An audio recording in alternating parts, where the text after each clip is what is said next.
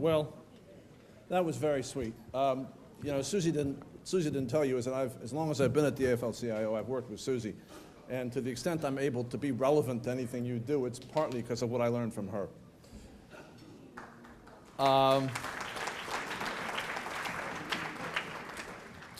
Now, my prepared remarks, which fell asleep on the plane before I could finish them, my prepared remarks assumed that it would be morning when I was talking to you, so I'd say good morning. I gather it's not good morning anymore. So good morning. All right, great. It's a great pleasure to be with you. Let me first say that one of the things Susie didn't mention is that occasionally I do some work for the Attorney General of New York on a pro bono basis, and so as a result, every time, particularly when I'm in New York State and I get in front of a microphone, I got to tell you that I'm not speaking for Eric Schneiderman, his office, or the state of New York. I'm speaking for the AFL-CIO. Now, let me tell you that this gathering means a great deal to me, for a reason that Susie didn't mention, which is that before the episode with the button in the college dining hall, which is true, one of the very first things that I ever did in public life was to serve as a delegate to the founding convention of Virginia Action, which was a counterpart to you all. In fact, that room in 1981 looked a lot like this room. And later I did voter registration out of that organization's offices. Now, that organization didn't make it through the Reagan years, but you know, people like you and moments like this gave me my start in life, and so I kind of had to be here. Now, I was asked to talk about the great struggle that is going on over the economic future of our nation.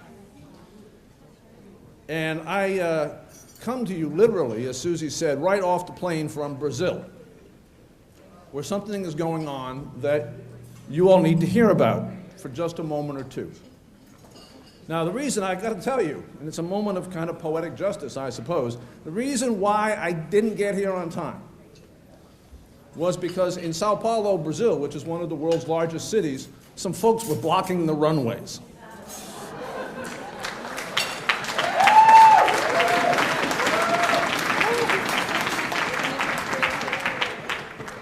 And United Airlines thought it would be wise to postpone the flights. Now, what is going on in Brazil is something that everyone who cares about a better future for our world needs to pay attention to. And I'm not going to assume that you know all about it. I'm just going to tell you a little bit because it's relevant to what's happening in America.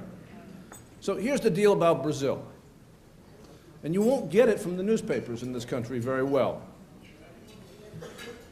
The critical fact about Brazil is that in 2003, an auto worker, a trade unionist, a hero of democracy.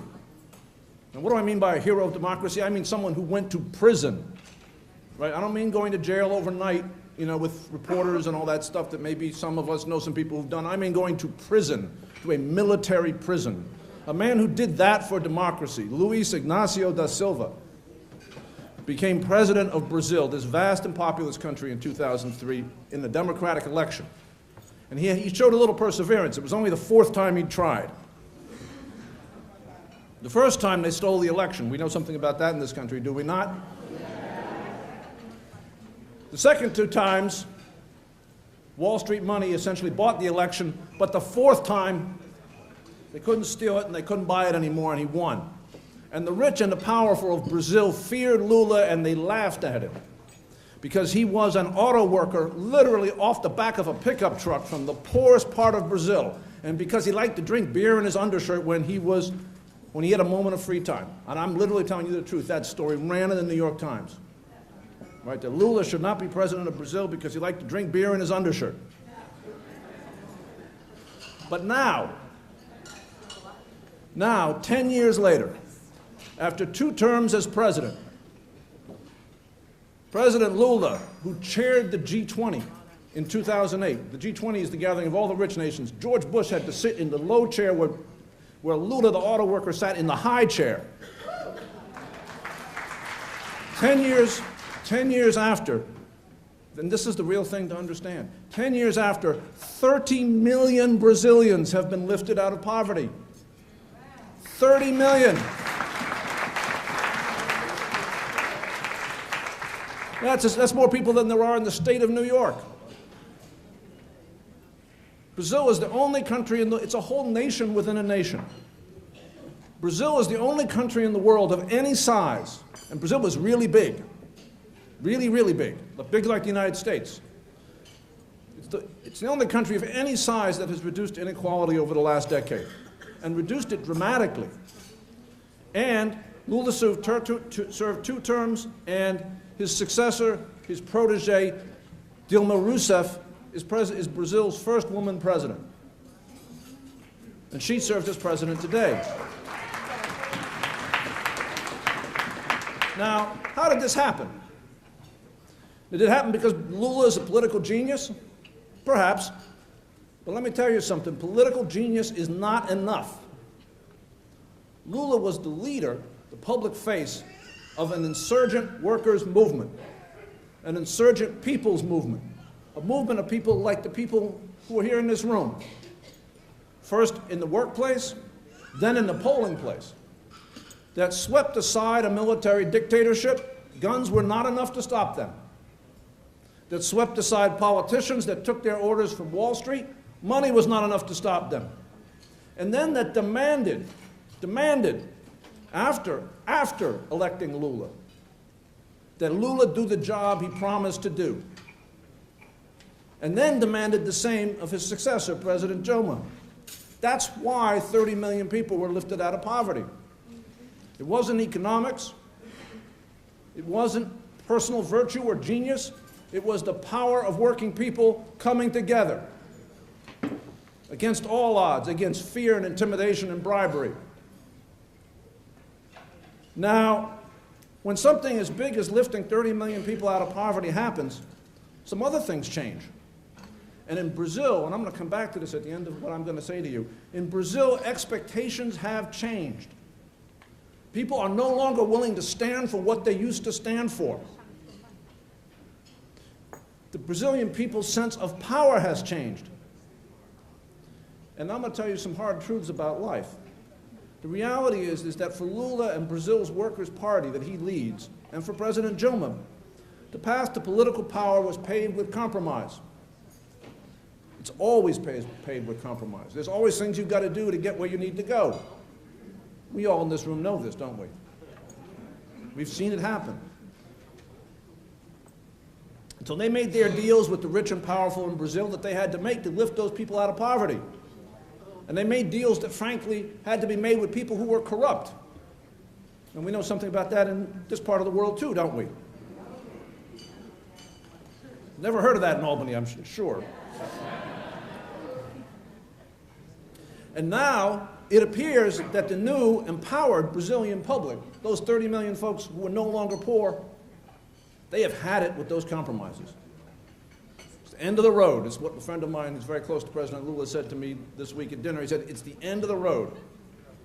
And they have a kind of Occupy Wall Street on steroids. Right? They didn't occupy Wall Street, they occupied the runways of the country's major airports. Mobilized by Facebook and Twitter, it started with something that you all might be familiar with. A classic citizen action type issue, which was bus fares were going up on privatized bus lines. Because, you know, Brazil is a republic like the United States. They got states, and run by people, some of their states are run by people like Scott Walker, and they privatized the bus lines. Raised the fares. And now literally millions of people are in the street. But they haven't stopped with bus fares. They're demanding more money for health care and more money for education, and less money, if you know Brazil, for, of all things, expensive soccer stadiums. And they're demanding that the salaries of politicians and members of parliament be cut, and listen to this, and the salaries of teachers and doctors and nurses be raised. Raised.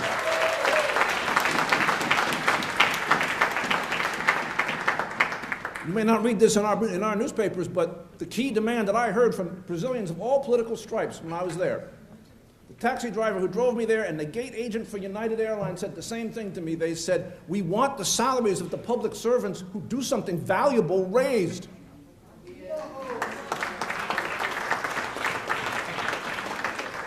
And we want the salaries of the corrupt folks in the legislature cut. Now, here's something new you might want to think about. In some parts of the world when this kind of stuff is going on, they bring out the riot police. And perhaps we've even seen that here in this country on occasion. And it's true that in some places like the state of Rio de Janeiro, where I was, where the police are very heavy, very, very heavy, they did bring out the riot police, briefly, which is one of the reasons why there are now 1 million people in the street. But the President Dilma, had a different answer. I don't know if you've read this, because this may not be in the papers. This is the kind of thing I wish somebody had said during Occupy, right? President Dilma had said, we've heard from the street. That's literally what the President said. We have heard from the street, and we are listening. And President Dilma has demanded that a gridlocked Congress, gridlocked Congress, does that sound familiar? A gridlocked Congress in Brasilia, raise the budgets for health care and education. She raised the budgets. No sequester there. They've deep-sixed proposals that the legislature was trying to sneak through that would have got rid of corruption investigations. And just yesterday I heard, and this is probably not in the papers either, Brazil is a country with a lot of problems. One of the problems Brazil has is slavery. Out in the countryside, folks with guns make people work for them on their farms and don't let them leave. And for 10 years, in a divided legislature, the bad guys, the guys who own those farms, because, you know, they own legislators too, the bad guys have been blocking a bill that says if you are convicted of slavery, and people get convicted of slavery in Brazil, if you are convicted of slavery, we will seize your land. It's not just, you know. By the way, this reminds me of something that's going on in New York. I don't know where it stands now, but, you know, there's a whole thing about farm workers in New York, too. I don't know about... I don't know if this problem here is exactly slavery, but it seems kind of similar in nature, the whole thing. And so this bill has been in committee for 10 years, and it got out yesterday.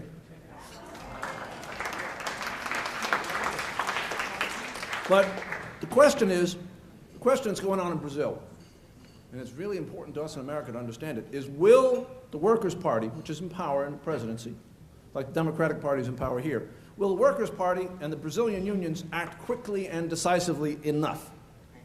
Because there are all sorts of folks at work in Brazil right now in the street. One of the things when you get 1 million people in the street and no clear leaders is everybody wants to be a leader. And some of these folks would turn the whole thing toward like a Tea Party kind of thing, right? Toward attacks on the very idea of government as a positive force. And I heard some of that in Brazil too. Attacks on government as a counterbalance to the power of entrenched wealth and privilege. And in Brazil, entrenched wealth and privilege has been everything forever. Right? Until the Workers' Party and Lula. And what happens in Brazil in the days to come is going to depend on whether progressives remember who they are. Whether the Workers' Party, the unions, can act decisively and with the proper scale. And the stakes are very large, and they affect us here. They are literally whether progressive politics can work to lift up a vast poor country, whether the idea of economic equality and political democracy can, in our globalized, financialized, digitized world, whether the idea of democracy can in fact be the foundation of prosperity and national greatness. That's what it's about in Brazil. And whether a democratic government led by workers, led by a man came off the back of a pickup truck, whether that government can succeed where so many governments led by bankers have failed. That's what is at stake in Brazil. Now let me ask you something. Doesn't this sound strangely familiar?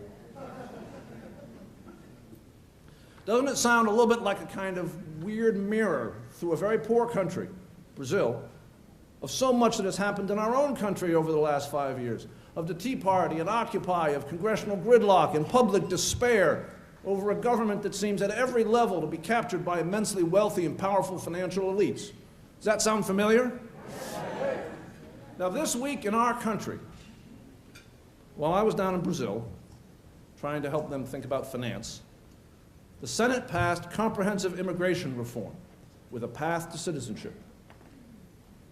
It's not the bill it should be, and it hasn't yet passed through the bizarre trial by fire that is the U.S. House of Representatives. But it does offer the promise of admitting 12 million people fully into our national life. People that already are doing some of our hardest jobs. People that are already paying taxes every day, but who have been denied the basic rights and dignities that we were all taught, in the words of the Declaration of Independence, were self-evident and inalienable. Ask that to someone sitting in a detention center for doing nothing more than a hard day's work. Now, immigration reform offers the promise of incorporating 12 million excluded neighbors of ours into our national life. And by the way, if you work in this country and you're documented like I am, it won't take you long to figure out that if there are 12 million people who have been stepped on that hard, it's so much easier to step on you.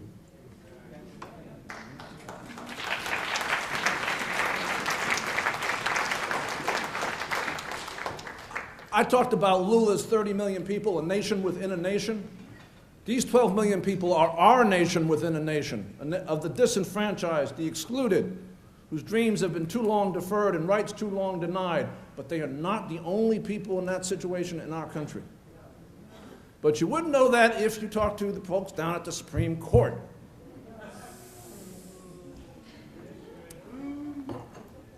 This week, while the immigration bill was going through, the Supreme Court popped up and told us that racism is no longer an issue in America.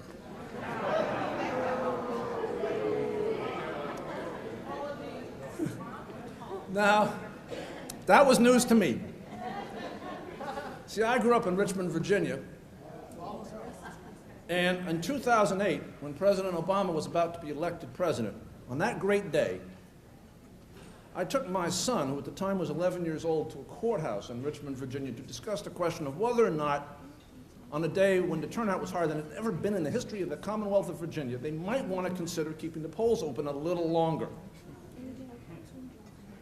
And I saw the same scene, and I had the shame of having my son see the same scene that has been played out in the courthouses of the Commonwealth of Virginia since the time of George Washington, which was, there was the lawyers from the NAACP, and they were all African Americans, and they were brave and they were good. And I'm a harsh judge of legal talent, and they were brave and they were good. And there were the lawyers for the Commonwealth of Virginia, and they weren't so brave and they weren't so good. And there was that judge. I knew that judge. I'd seen that judge in 100 movies.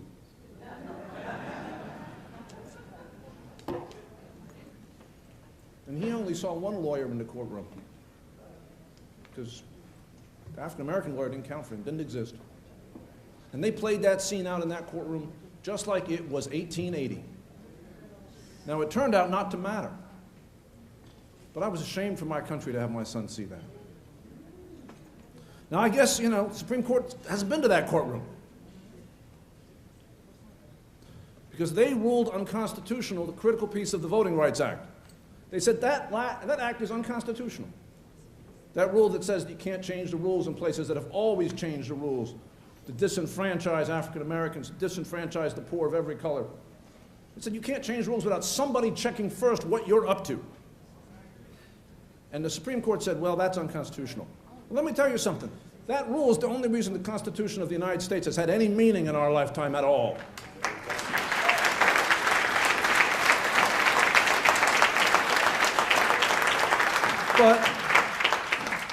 But before we get too sad, let me tell you what I think this truly bizarre case is really about. It's not about the diminishing significance of race in America. It's not at all. It's about its increasing significance. This case, Some people say I often deliver a lot of bad news. I'm going to deliver you a piece of good news, at least in my opinion. This case was a final, desperate attempt by those 5 men on the Supreme Court to stop the reality, right, that we are going to be a majority-minority country.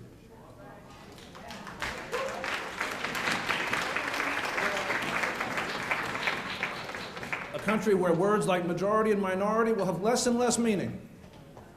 Where all those code words that we've heard all our lives are going to diminish. And that's good news for everybody, except for people whose politics is all about mobilizing racial hatred. It's a last desperate attempt to loose the dogs of voter suppression on the rising American electorate. Because for those who have built a politics of getting people to vote against their economic interest by appealing to delusions of racial superiority, we all know these politicians, don't we? They're not just in the South. I recall a mayor of New York who I thought did that once upon a time. In fact, I recall more than one. For those kinds of people, the 2012 presidential elections were the stroke of doom. They were the end of the line. And I am confident that despite the best efforts of 5 Supreme Court justices and governors like Scott Walker and John Kasich, well, you know, when you're a lawyer, you got to be polite, that a new and better future is coming and cannot be stopped.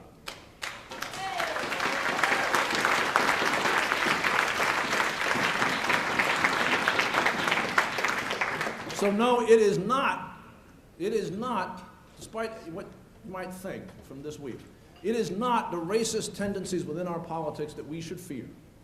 Because that whole thing is finished. It's over. And the smarter practitioners of that despicable art, they know it. And that's why they're holding their noses on my heads and voting for the immigration bill, because they know they're done. They know they're done.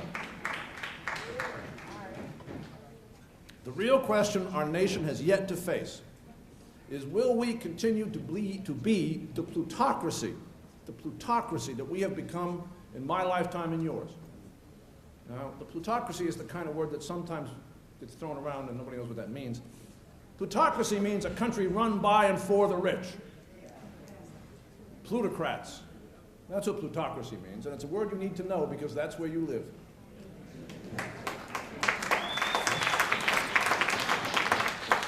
So let me tell you the reality of the country we live in case you didn't know.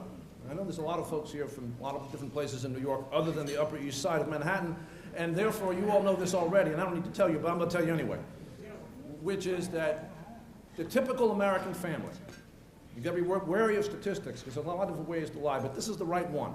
The typical American family owns less than the typical American family owned in the 1980s. We are a fantastically wealthy society, even so, far wealthier as a whole than we were 30 years ago. It's just that only a few of us have it. And over the last 15 years, all of the income gains in our economy, not the majority, not an unfair percentage, not the vast majority, all of it has gone to the top 10% among us. Now, the things that really matter in life, not big screen TVs, not cheap shirts made at the price of death in the factories of Bangladesh, not those things, but the things that really matter, healthcare and education, comfort and security in old age, time with our families, dignity and democracy on the job, the good things in life are all more expensive, harder to find, and enjoyed by fewer of us than a generation ago, despite the fact that we are twice as rich as a country. And worst of all, we have been sold the lie, the outright, disgusting, grotesque lie that we cannot afford the price of civilization anymore, that we are somehow poorer as a nation than when we made the promise of Social Security in the depths of the Great Depression. And so we can't afford to keep that promise. It may have been that many of us were literally starving when we made that promise, but now we're too poor to keep it. That somehow we are poorer than we were in 1965 when we promised health care to our parents and grandparents in the form of Medicare. Somehow poorer than a lifetime ago, 1965, before the internet and the desktop computer, before the jumbo jet and the Xerox machine, even before they finished building the highway I just drove up here on. How is it possible we could be poorer than we were in 1965, so poor that we would have to renege on the promise of health care to our oldest and most vulnerable citizens? It's not true, it's a lie.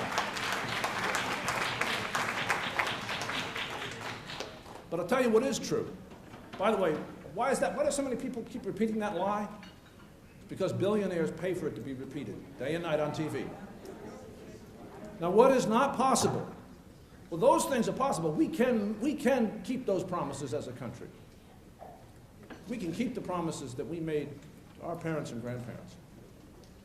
We can keep those promises, but what we cannot do, what is not possible, is for our country to prosper when more and more of what we all create together, the fruit of our labor, goes into the bank accounts and the hedge funds of just a few of us, and so many of those funds are not in this country.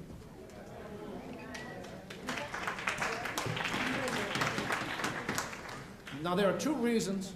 Now I'm going to show you what Susie was talking about policy. All right? There are two reasons inequality is threatening our nation's future. The first is that an economy founded on mass unemployment, meaning where millions of us who want to work can't find a job for years, which is the reality, the truth of our economy. It's the truth. An economy founded on mass unemployment and falling wages. Falling wages is the reality for many Americans for 30 years. As our country gets richer and richer, people who work for a living seem to do something different. And economic insecurity. Economic insecurity means that you're one paycheck away from homelessness. Economic insecurity means you're 60 years old and facing retirement, and all you got is $30,000 in a 401k, if you're lucky. Economic insecurity is wondering where the mortgage payment's going to come from, knowing that the foreclosure guys are at the door. That's economic insecurity. That's tens of millions of people in the richest country on earth. That kind of economy cannot support itself and will constantly turn to the illusion, the mirage of consumer credit to prop itself up. And in the end, we can't pay those bills. We just learned that. So that's reason one. You cannot have a working economy when the ordinary people of the country do not share in prosperity because there's nobody there to buy anything. And the second reason is that a plutocracy, a country run by and for the rich, won't make the investments in our public goods because the rich don't need public goods. What's a public good? A public good is something we all benefit from, but none of us can afford to pay for individually. We need our government, our democracy, our republic to pay for. The rich don't need them. Who needs a highway when you got a helicopter? Why care about if they're laying off the professors at SUNY if you've just endowed a chair at Harvard? They're probably going to take care of your kids. You probably won't have that big a problem with SATs. If you've just endowed a chair or given a building to Yale, I think they'll find a place for your kids. So, if you want to know what is going on in Washington right now, why we keep having one fiscal crisis after another, fiscal cliffs and debt ceilings and sequesters and all these things, it's because a great battle is underway over whether America is going to be a plutocracy or whether we as a nation are going to be a republic, the republic for which it stands, and whether we as a nation are going to have a future, or whether we're just going to be in the business of crawling further and further back into the fortresses of the rich while everything decays around us. By the way, I'll just say this again because I've seen it. It's not pretty. Before Lula in Brazil, that's all they did. And everyone who had more than 2 nickels to rub together lived in a fortified house. If you've ever been to that country, you see what I mean. You do not want to live in that kind of society. And Brazilians don't want to live in it either, which is why they're doing what they're doing. Now, on one side of this fight are the congressional Republicans who have sworn publicly, they are making no secret of what they're about. They have said they intend to destroy the very idea of the common good. We know who they are and what they want. They cannot have made it clearer. They want a you're-on-your-own society. You remember President Bush used to talk about the ownership society. They want a you're-on-your-own society. That's what he wanted too. These people want wages to fall. They want workers seen but not heard. They want to turn over our public schools to hedge funds. They want to voucherize Medicare and turn Social Security into a 401k and hand it over to Wall Street. When the storms of the century that now come every couple of years pass, these people look out at the ruins of New Orleans and Staten Island, the dispossessed families, the drowned and the saved, and they say, take the pensions away from the firefighters and rescue the survivors. Dynamite the public housing when it dries out. Close the schools when the floodwaters recede. Cut off the funding to the scientists who warned the catastrophe was coming, and then ask the Koch brothers to pass the shrimp.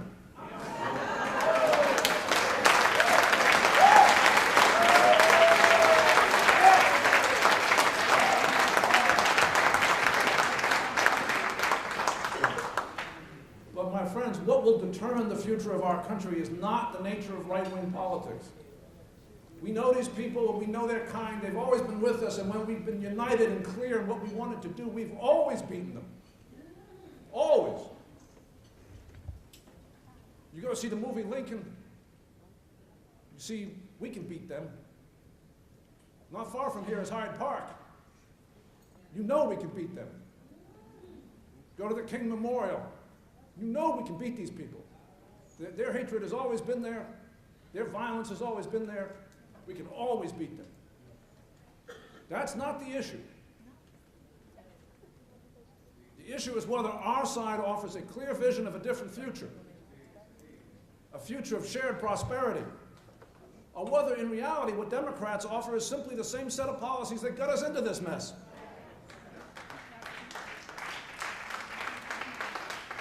But with a more human face, or more competently managed.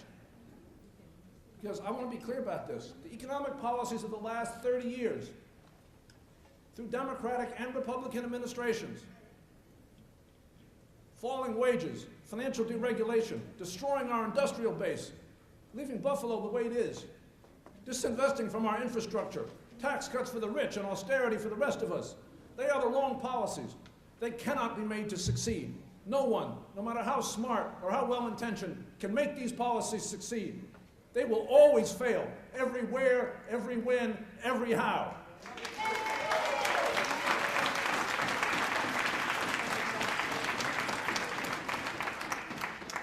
Let me go into some detail. What has happened in our recent history? You've got to understand where we are, how we got here. Is that a generation of policies designed to depress wages. Designed, it wasn't an accident, designed, union busting, NAFTA-style trade agreements, letting the minimum wage stay flat while prices went up.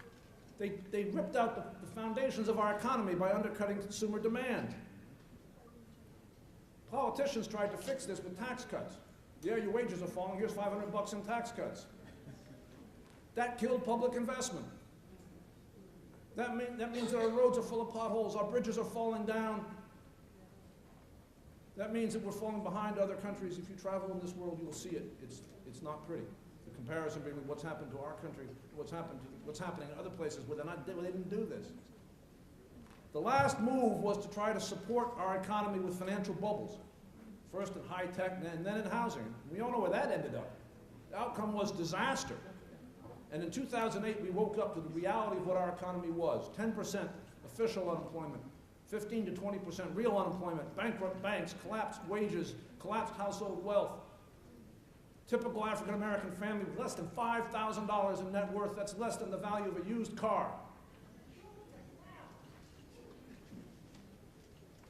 This is what President Obama inherited on Inauguration Day 2009. Now, at first, President Obama and his team did absolutely the right thing. They said, well, if everything is collapsing and everybody's panicking, let's put some money on the street, right? Let's get some activity going here. That's what the stimulus program was all about. It was like, we are going down, the downward spiral here. We've got to push back. But then they made two huge mistakes. Made two huge mistakes that have haunted the president and our nation ever since. And I can't speak for some of the people who work for him, but I do believe the president did not intend this outcome. But this is nonetheless what happened. The first mistake was to propose a stimulus half the size of what was really needed. half. And there were people in the room who said, it's only half as big as we need. And then to stubbornly insist it was good enough when it clearly was not good enough. It was good enough to stop the down the drain, but it was not good enough to put America back to work. And the second mistake, and I was deeply involved in this, and I did everything humanly possible to make it not happen, and I failed. The second mistake was not to restructure the banks. When restructure the banks, and that's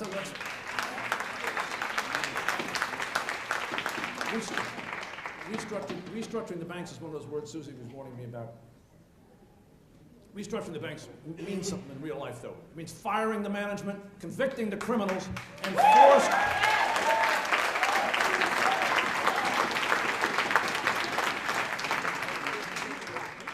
and forcing principal reductions on home mortgages. Forcing them.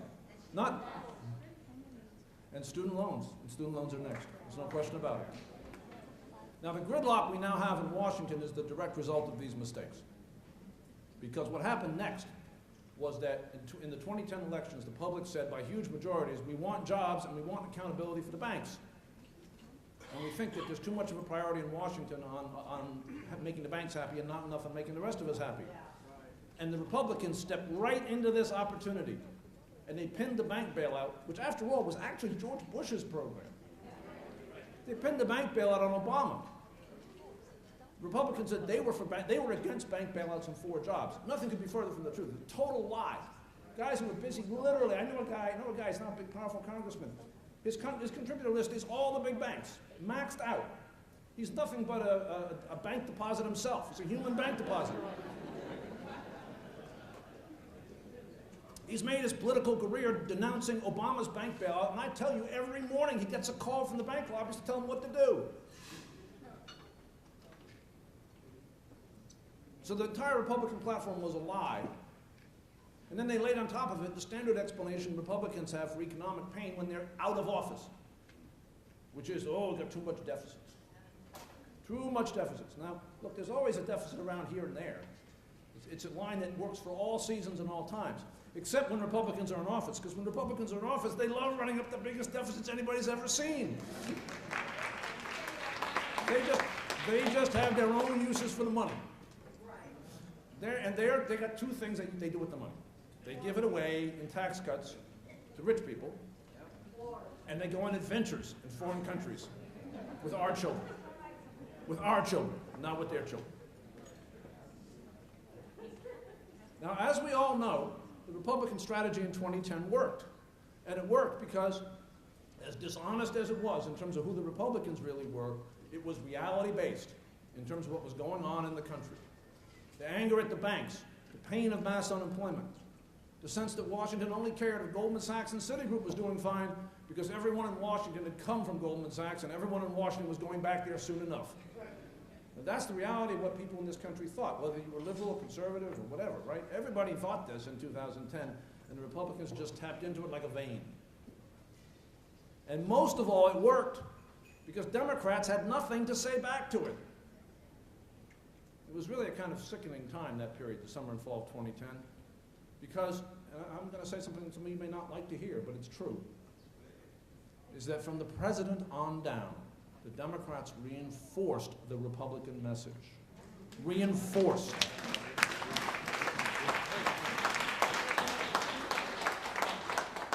By talking about how bad deficits were, when the reality was every competent economist in the world was saying that we needed to run bigger deficits if we weren't going to have a depression. All the guys with the Nobel Prizes were here, and a bunch of Republican media spin guys were there, and the Democrats went with them.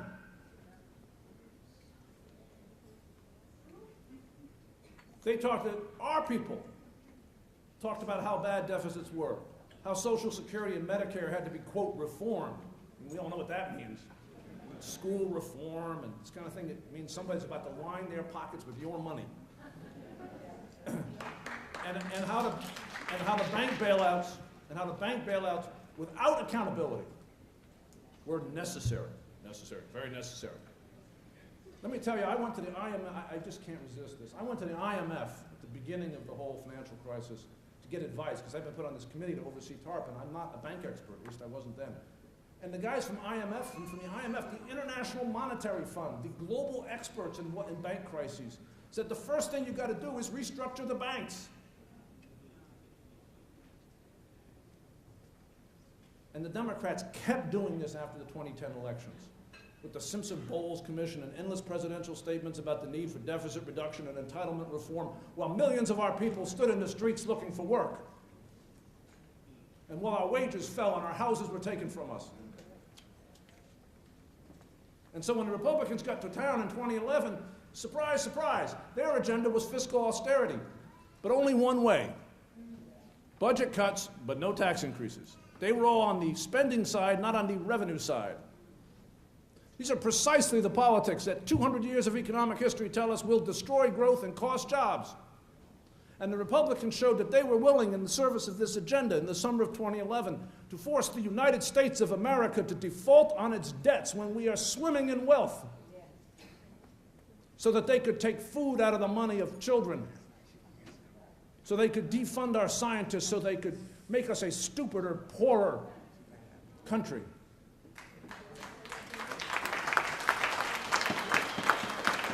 And they had two brutal political calculuses, these people. They had two cynical, brutal political calculuses. And one was that if they imposed austerity and it hurt the economy, Obama would be blamed. They could force this on the country, and the public would be dumb enough to blame it on Obama because he's the guy on TV. And two was that if they could somehow get Obama and the Democrats to own the benefit cuts in Social Security and Medicare, they could destroy the structural foundations of the Democratic Party and then run campaign ads blaming the Democrats for doing it. They could demand that, there's an old movie where Humphrey Bogart says, it's getting years pass, and all of a sudden these illusions grow old. So I don't know, hopefully everybody knows who Humphrey Bogart is. But in an old movie, Humphrey Bogart described what the Republicans were doing. And I'm sure if he was alive today, he would pin it on them directly. He was a great progressive, actually. In an old movie, Humphrey Bogart described this play as kicking your teeth out and then making fun of how you smile. And that's exactly what the Republicans were intending to do to President Obama if he was dumb enough to let them. Now, fortunately for all of us, this strategy was totally undermined by the selection and behavior of Mitt Romney.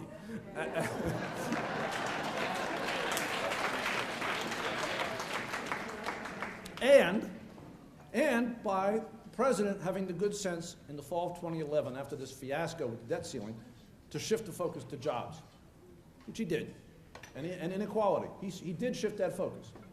Did he get the job done? Not so much, but he did shift the focus. He stopped stepping on his own message. He stopped focusing on the debt crisis. But now I'm going to talk about Washington's strategy. Because when this happened, and the president kept it up, he kept up the jobs focus, he stopped talking about deficits for about a year through the election. We were not fooled. The labor movement, the AFL-CIO, we were not fooled. We knew that there was a whole drift in the Democratic Party funded by Wall Street money toward doing precisely these things again, toward going back to deficit reduction and going back to cutting Social Security and cutting Medicare benefits. We knew they were going to try to run that play again.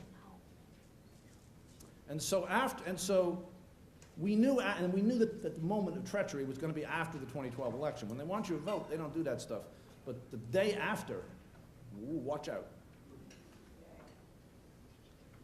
And we knew that the fiscal cliff was coming.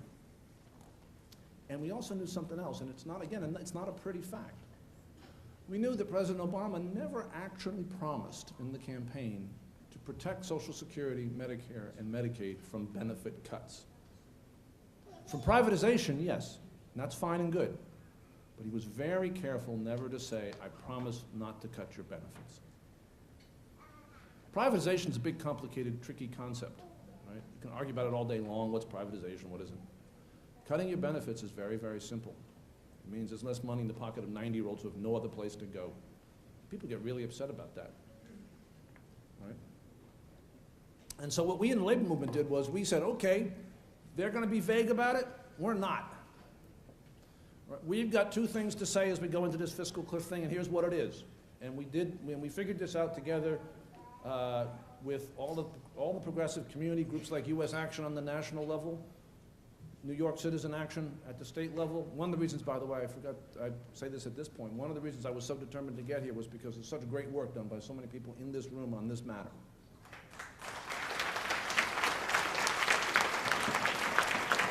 And we said, here's the deal. We're not going to have a big, complicated conversation, and we're not going to be reasonable.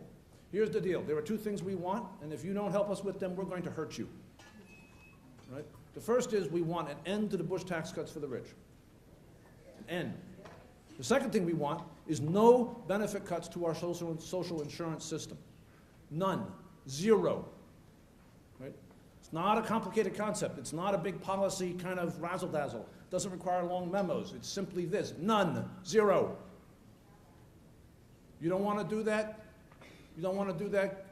Better bring some security to your office. That was the message. That was the message. And so we would hear, that was so much fun. We would hear from people. We would hear from Washington insiders, and the Washington Post in particular, which is a horrible newspaper in its editorial content. It's run by some of the richest people in this country and dedicated to making them richer and you poorer. And they're sneaky. It's not like the Wall Street Journal. You know, the Wall Street Journal, you know what you're getting. The Post is sneaky about it. The Washington Post would love to call us up and say, can't you be reasonable? One of my proudest moments is that I'm the anonymous source who said, not just no, hell no.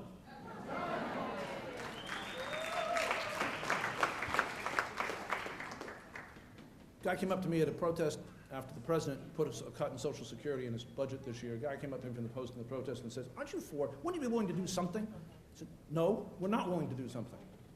We're not. We're not reasonable. We're not thoughtful. We mean it.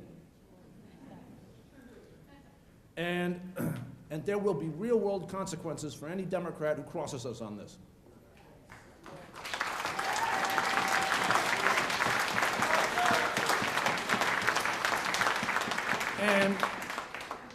And I should say, by the way, because I'm supposed to say this at the beginning of every speech, but on this matter, you know, I'm just a salaried employee of the AFL-CIO, right? The elected president of the AFL-CIO, the son and grandson of coal miners, Richard Trumka, made that statement to the President of the United States. We are not fooling about this. All right. Now, you know the result. There were no cuts to the social insurance programs in the fiscal cliff. It didn't matter how many Washington Post editorials and how many Simpson-Bowles commissions, there were no cuts. And we got rid of $600 billion worth of the Bush tax cuts for the rich. It wasn't anywhere near enough, but $600 billion, not so bad. But the consequences of the bad deal that was cut in 2011 ground on in the form of the sequester. Sequester is, again, one of these things like, no one, I don't think anybody more than a mile from the White House knows what the sequester is. But the sequester is the Republican dream. It's an across-the-board cut in the things that we must do together to make our country worth living in. That's what the sequester is. $1.2 trillion over 10 years taken away from the price of civilization. Now, by that, I don't mean that every single thing the federal government does with its money is wise or smart or good. But fundamentally, we are talking about our schools, our parks, our libraries, our highways, our science labs.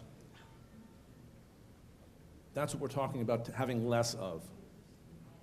And we know now, beyond a shadow of a doubt, that austerity, the sequester, shrinking to grow, which is what a lot of geniuses at the IMF like to say, is just a lie and a con job.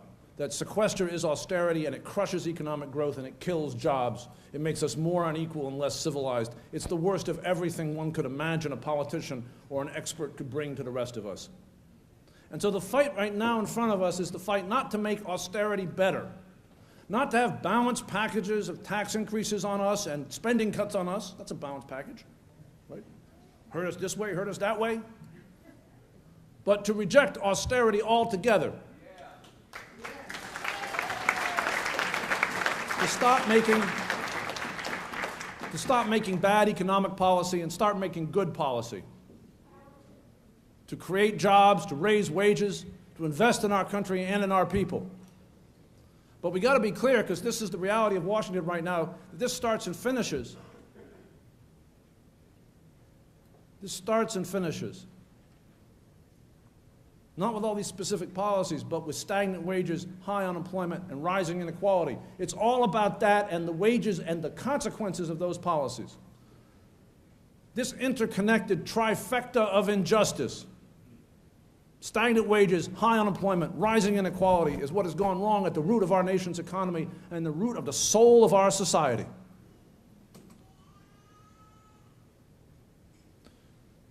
We have to start by utterly rejecting austerity, not replacing it, not adjusting it, not tinkering with it, but repealing it and repealing it now and repealing it in its entirety.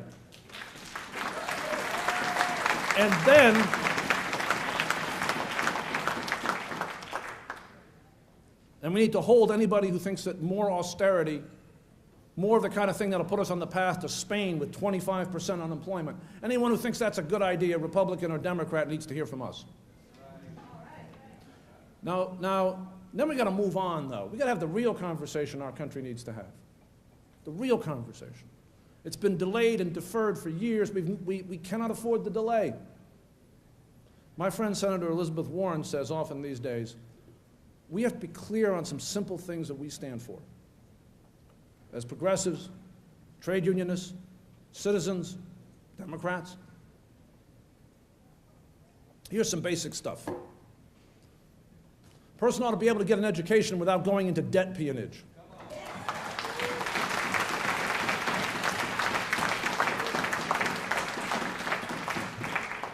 If we have to choose between the stockholders of a bank and the home of an American family, it ought not to take us very long to choose the home.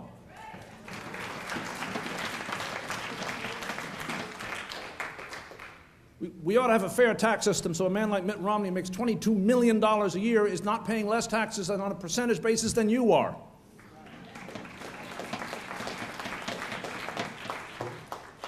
We ought to be able to get our infrastructure in our country up to a B. A B. Right now, we have engineers. The thing about infrastructure is that it's managed by engineers, and these people are not susceptible to the kind of nonsense that goes on in politics as much as some other people are. And they grade our infrastructure. It's a D. It's a D, right? Let's have it be a B. You know how much that's going to cost? It's going to cost, if you think about it as cost, it's not cost, it's an investment, but it's going to cost something on the order of $4 trillion to make that happen. That may sound terrible, but we have $4 trillion. We have more than enough money to do this over 10 years. And it would put millions of people to work. Millions. And at the end, we'd have an economy that could compete with anybody on this earth. We would no longer have to hang our heads in the presence of German diplomats, which is literally what goes on today. And they say, oh, I'm so sorry for you. You've been so stupid for so long.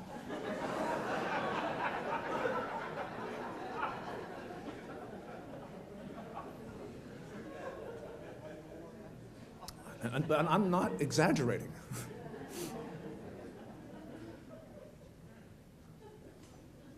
So we got to do these things, and we got to pay for them. We got to raise some taxes. But let me tell you on who. Well, let me tell you how. All right, let's start with this. We give away money to corporations for shipping jobs overseas. It's not just that we don't stop them, we actually pay them to do it. If we made corporations pay the same taxes for the stuff they do offshore as stuff they do onshore, we would raise half the money to cancel sequester. Half. Just with one move. We will give away, if we don't do something about it, $500 billion to corporations to help them take jobs outside the United States over the next 10 years. That's one. Two, did you know, I'm sure you do know this, but I just want to reemphasize it, that if you go out and work for a living, doing something important like driving a bus, teaching a school, making something, right? Making something in a factory or in a home, construction site. If you do something important in this world, like that, and you get paid a decent salary, a middle-class salary, you're paying about 25% taxes. If you play on your computer on the stock market, and you're smart about it, and you make millions of dollars, and you don't do anything that helps anyone but yourself, you pay 15%. If we stop that, we'd get another $500 billion over 10 years. The whole sequester would go away.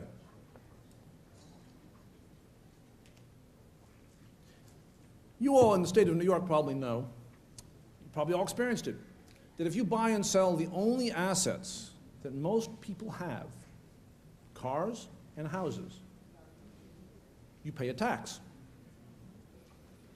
You pay a tax. You pay a significant tax, do you not? You know that, if you buy a house, you know that settlement sheet is taxes and taxes and taxes. You go to the auto dealer, taxes. Those are capital asset transaction taxes, and they're big. And if you like to buy and sell houses 5 times a day, you'd have to pay it 5 times.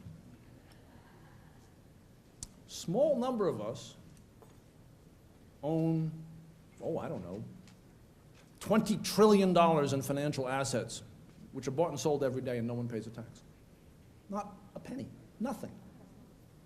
If we just had a little teeny-weeny tax, teeny-weeny tax, on people speculating in the stock market with capital assets like houses and cars, well, different people have different numbers, but the people I trust over in Europe say it would raise $1 trillion over 10 years. Remember I said we needed $4 trillion to fix our infrastructure and to get us right up there? I just raised 2. I just went through things that would raise $2 trillion. And that's not even talking about some other things we could do in terms of maybe seeing to it that people who made $1 billion a year paid a little higher taxes than people who made only $1 million. I mean, it's only 1,000 times more.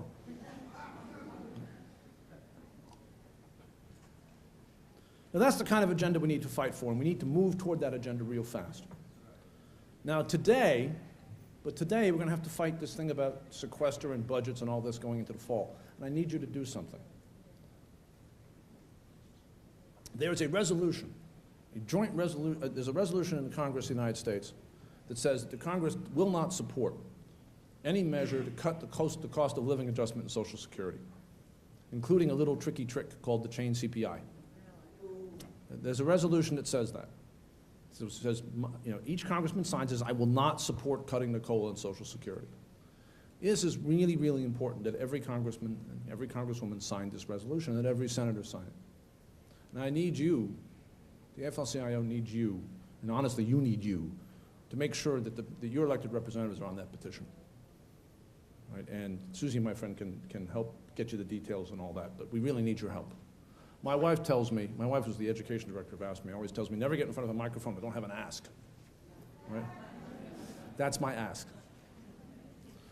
But I have a further ask of you. Right? And then I'm going to go because I'm going to miss my plane. A further ask of you.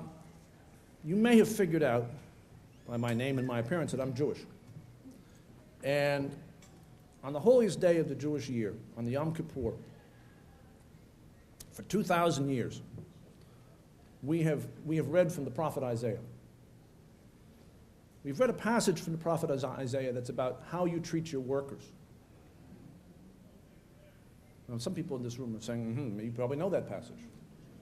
The Bible here that I found in the hotel room where I was able to shave this morning is a holy book to a lot of different folks. Right? Now, we are in the middle in the labor movement. I was asked to talk about this and I almost forgot. The labor movement, remember when I was talking about Brazil? Right? The Brazilian labor movement is the power that drove all that. That's the truth. Right? Labor movement in this country has been weakened to the point where we're not powerful enough to drive what we need to drive. Our country suffers from a solidarity deficit. Solidarity deficit, not a financial deficit, not a fiscal deficit, a solidarity deficit.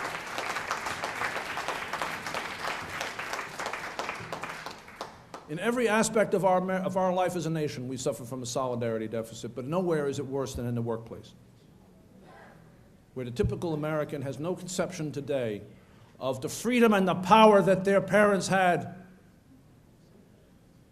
in places like Buffalo, New York, where you did not cross working people without a consequence. Is that not true? Now, if we're going to build a country where we don't have a solidarity deficit, the labor movement's got to rebuild itself. It is not enough for us to point fingers at the people who tried to destroy us. Because, yeah, of course they're guilty, but that's not the point, right? You can only be destroyed if you let people destroy you. And so we at the AFL-CIO are working on a whole project of thinking about how we relate, how we as an institution, a union, relate to the working people of this country and to organizations and people like yourselves who share our values.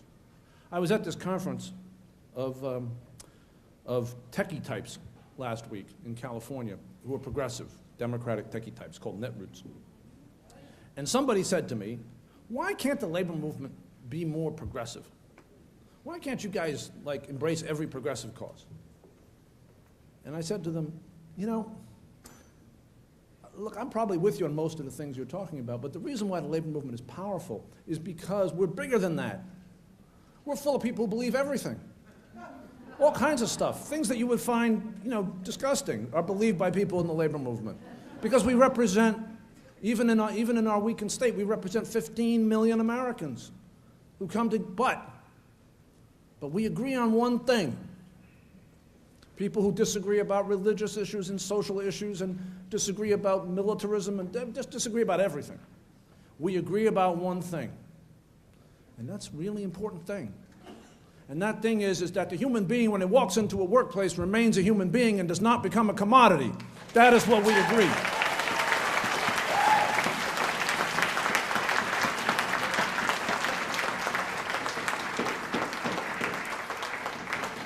And although we learn that many times in many places, and each of us learns it in our own lives, we got it here first. And so this is my last, and so I would ask you, you can go on our website at www.aflcio.org, and you can give us advice as to how we can be a better labor movement. And I'd urge you to do it. We're open to anything you want to say, and we're going to have a convention in September in Los Angeles, and we're going to make some changes. Right? But your voice is welcome, because the stakes are just too high. We've got to do a better job. But let me close with this charge, because we learned from this book that a person is not a commodity. And the prophet Isaiah says to us, and we read this every day, every year on Yom Kippur in the synagogue, the prophet Isaiah says to us, who are you supposed to be? What kind of, Yom Kippur is a fast day. What kind of fast are you supposed to have?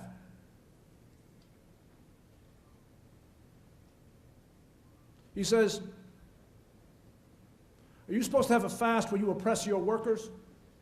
No, he says, that is not the fast you're supposed to have, to bow down like a hypocrite while you oppress your workers. He said, the fast you are supposed to have is to loose the bonds of wickedness, to undo the heavy burdens, to let the oppressed grow free, and to break every yoke. It is to share your bread with the hungry, and that you bring into your house the poor when they are outside of your house. You clothe the naked and house the homeless.